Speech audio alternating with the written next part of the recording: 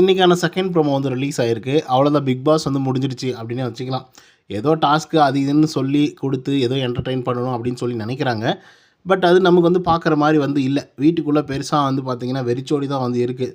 ஆட்களும் இல்லை, அவங்கவுங்க பார்த்திங்கன்னா ஃபேராக உட்காந்து பேசிகிட்டு இருக்காங்களே தவிர பெருசாக கண்டென்ட்லாம் எதுவுமே இல்லாத மாதிரி தான் வந்து இருந்துகிட்ருக்கு. அண்ட் அந்த பொட்டியை வந்து பார்த்திங்கன்னா யார் தூக்க போகிறாங்க அப்படிங்கிறதும் தெரில. இன்றைக்கி ஒரு டாஸ்க் வந்து கொடுத்துருக்காங்க. நேற்றுக்கு ஒரு டாஸ்க் வந்து பார்த்திங்கன்னா கொஞ்சம் இன்ட்ரெஸ்டிங்காக இருந்தது. ஏன்னா பூர்ணிமா வந்து ரிவீல்டு விஷ்ணு வந்து எப்படி அவரை வந்து யூஸ் பண்ணிக்கிட்டாங்க அப்படிங்கிற மாதிரி. அதே மாதிரி விஷ்ணுவோட பதில்களும் செம்மையாக இருந்தது. அதில் தொடர்ந்து வந்து பார்த்திங்கன்னா அமைதியாகி போச்சு வீடே. ஸோ அதனால் வந்து பார்த்திங்க அப்படின்னா ஏதாவது ஒன்று பண்ணணுமே அப்படின்னு சொல்லிட்டு இன்றைக்கி ஒரு டாஸ்க் வந்து கொடுத்துருக்காங்க. ஆனால் ஃபிசிக்கல் டாஸ்க்கு. அந்த டாஸ்க் வந்து பார்த்திங்கன்னா கார்டன் ஏரியாவில் நடக்குது.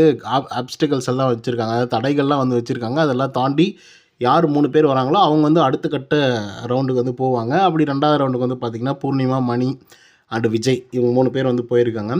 அந்த இடத்துல வந்து பார்த்திங்கன்னா பிக் பாஸ் வந்து சில கேள்விகள் வந்து கேட்பார். அந்த கேள்விகளுக்கு வந்து பார்த்திங்க அப்படின்னா இவங்க சரியான பதில்கள், பஸர் அழுத்தி பதில்களை வந்து சொல்லணும்.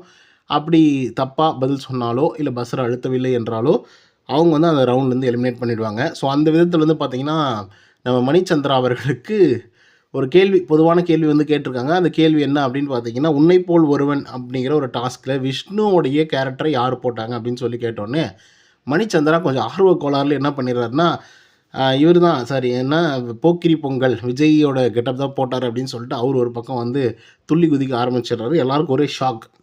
என்னடா இவன் இப்படி சொல்லிட்டானே அப்படின்னு சொல்லிட்டு, டே அது உன்னை போல் ஒருவன் டாஸ்க்குடா அப்படின்னு சொல்லி எல்லாம் கதற ஆரம்பிச்சிட்டாங்க. ஸோ அதனால் வந்து பார்த்திங்கன்னா மணிச்சந்திரா அவுட் ஆகிட்டு வெளியே போகிறாரு. ஸோ எனக்கு தெரிஞ்சு பூர்ணிமா தான் வின் பண்ணுவாங்கன்னு நினைக்கிறேன் இந்த டாஸ்க்கு. பட் வின் பண்ணாலே எனக்கு பெனிஃபிட் இருக்க போகுது அப்படின்னு வந்து தெரில. ஜஸ்ட்டு ஏதோ வீட்டுக்குள்ளே சம்பளம் கொடுத்து வச்சுருக்கோம், அதனால் ஏதோ ஒன்று பண்ணுங்க அப்படிங்கிற மாதிரி தான் பிக் பாஸ் அவர்கள் கொடுக்குற மாதிரி வந்து இருக்குது டாஸ்க்கெல்லாம்.